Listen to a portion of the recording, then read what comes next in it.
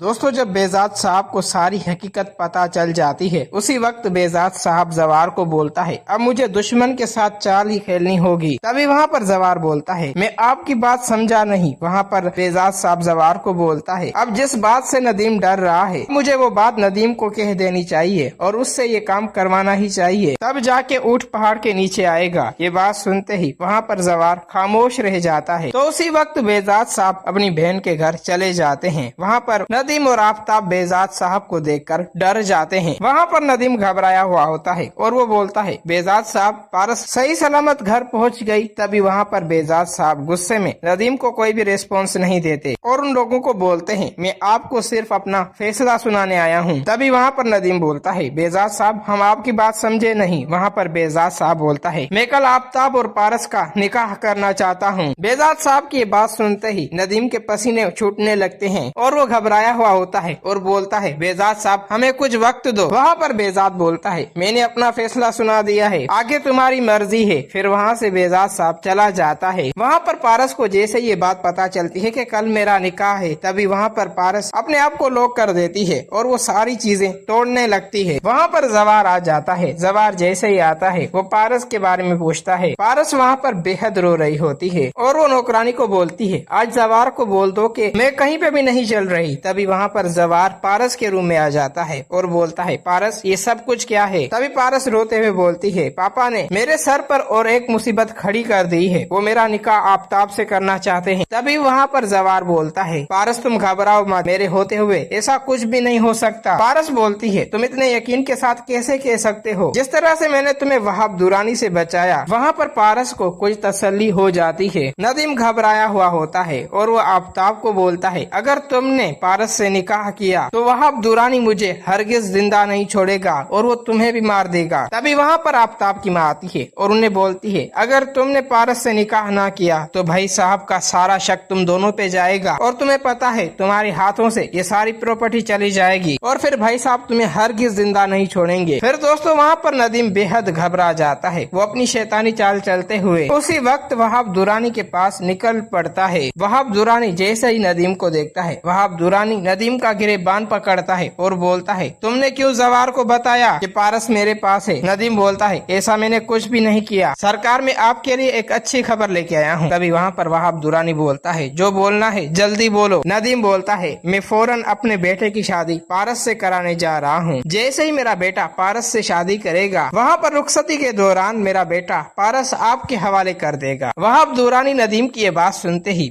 बेहद खुश हो रहा होता है। दोस्तों अगर आप लोगों को ये वीडियो अच्छी लगी है तो इस वीडियो को लाइक करें।